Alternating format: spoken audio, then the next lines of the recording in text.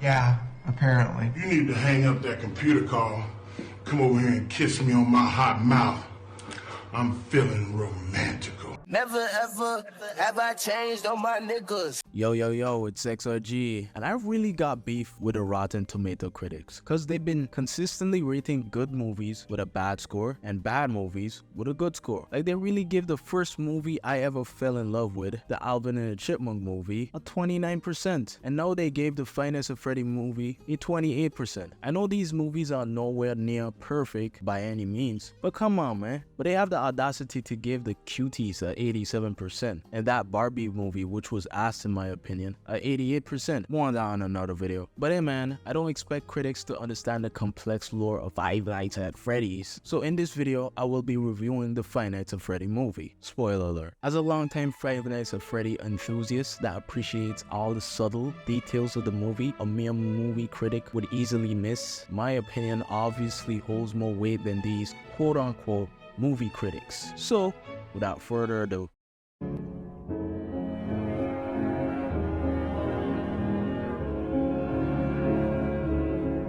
so the movie starts off with a guy being chased by what I think is Foxy. Then he got caught and was strapped to a chair with a Freddy mask with blades and shit slowly moving towards his head, which I guess killed him. Not gonna lie, this scene for sure confused the fuck out of me, cause what the fuck is that mask with blades in it? As a Five Nights at Freddy fan for 8 years, I've never seen something like that. I'm assuming that shit came from the books, but I digress. And you already know the opening credits had to pay homage to the Five Nights at Freddy minigames. Then the movie officially starts and introduce the main character named Mike and his younger sister named Abby. Then another homage was made with the Dream Theory, which if you don't know was the theory that everything that happened in the Five Nights at Freddy universe, aka the killings and the possessed animatronics, was just a figment of a young child's mind, but it's not canon.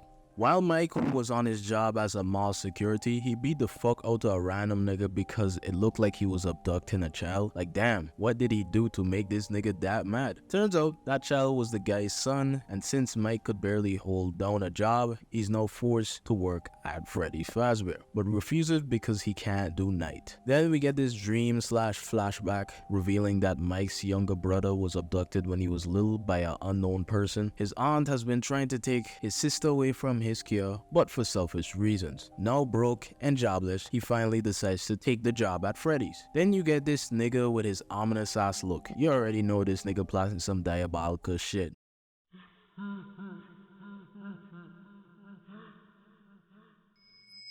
My nigga Mike looked around the pizzeria for a bit, then went the fuck to sleep. No wonder this nigga can't hold on a job. He had the same dream slash flashback about his brother, but this time there were 5 children just staring at him. They all just dipped. He tried chasing them but fell, and he woke up at 6 a.m. He made it past night 1. Good for him. Then we're introduced to the FNAF goat himself, Matt Pat. Say the line, Matt. It's just a theory. That's what I'm talking about!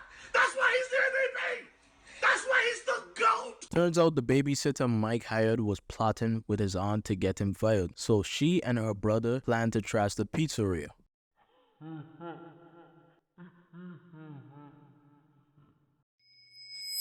My nigga Mike is still sleeping on a job again, dreaming that same dream. This time, he chased after a ginger kid and finally caught up to one of them, but got stabbed. And I'm guessing this was supposed to be a jump scare, but not gonna lie, that shit is fucking trash. That nigga Mike woke up and saw a police officer outside. That woman is named Vanessa, and she just came out of nowhere knowing so much. You don't find that suspicious? 6 a.m. hit and that nigga Mike dips, and the babysitter, her brother, and I'm guessing his friends started trashing the place. And they all one by one got murked by the animatronics. Not gonna lie, there are some dumbass niggas, bruh. Especially the babysitter. This bitch gonna put her whole face in Freddy's face. Then got the bite of 87 treatment. Then we got this scene of Mike explaining to Vanessa that he sleeps on a job to try to remember who took his brother that fateful day. I gotta start using that excuse when I sleep in school. And since the babysitter's dead, Mike's sister has to go to Freddy's with him. What could possibly go wrong?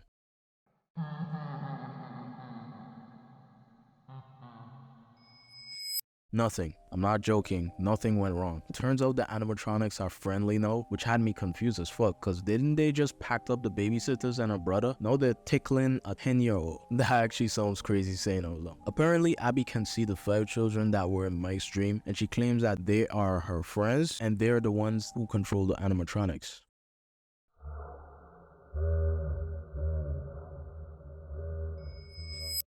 Mike, Vanessa, and Abby are now building a fort with the animatronics. Not gonna lie, this scene kinda break the suspense with the movie, cause why the fuck is these murderous robots playing fort with these niggas? I get that they died when they were kids, but that shit was in the 80s. These kids are like 36. Get a job, little niggas. Vanessa also gave some brief explanation about the spring-lock suits. Basically, they're designed to keep the endoskeletons in place so somebody could fit in it, but it's unstable. Looking for more answers, my nigga Mike decided to go back to Freddy's, going back into that dream. The blonde kid convinced Mike to give up Abby to live in this dream where his brother never got taken away, and he immediately regretted it. He woke up and these kids really was about to get this nigga got. He successfully escaped the mask thing the first guy didn't and got the fuck up out of there. We got a couple references to Sparky the dog, which was the first ever FNAF theory that there was a dog animatronic, and Shadow Freddy. This nigga Golden Freddy, which is the blonde kid, pulled up on Abby talking about they're all waiting for you. That nigga really killed her aunt too. Deserved. Then we got the GOAT himself, Corey. The GOAT! The GOAT! This nigga played a taxi driver. Look at Corey, man. So inspirational. Oh my god, bro. Is dick riding all you do?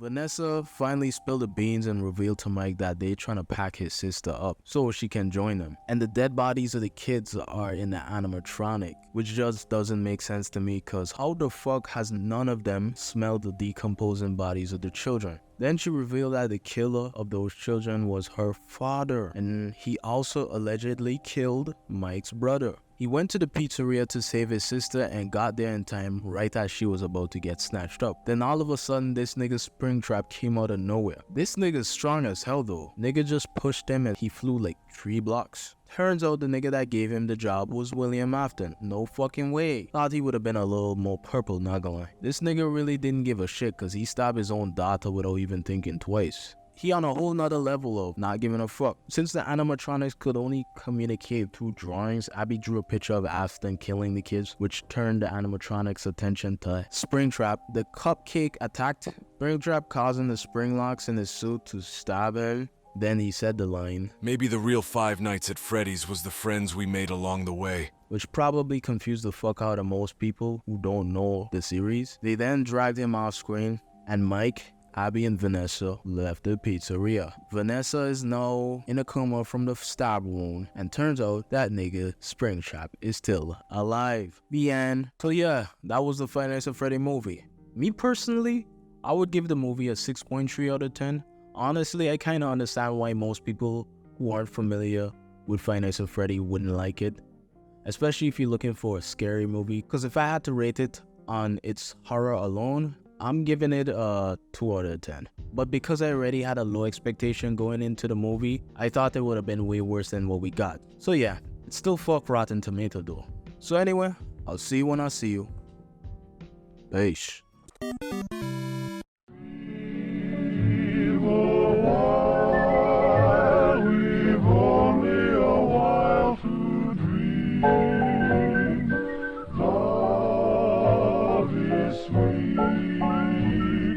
Swift as a candle's gleam. Oh, close your eyes, the music is soft.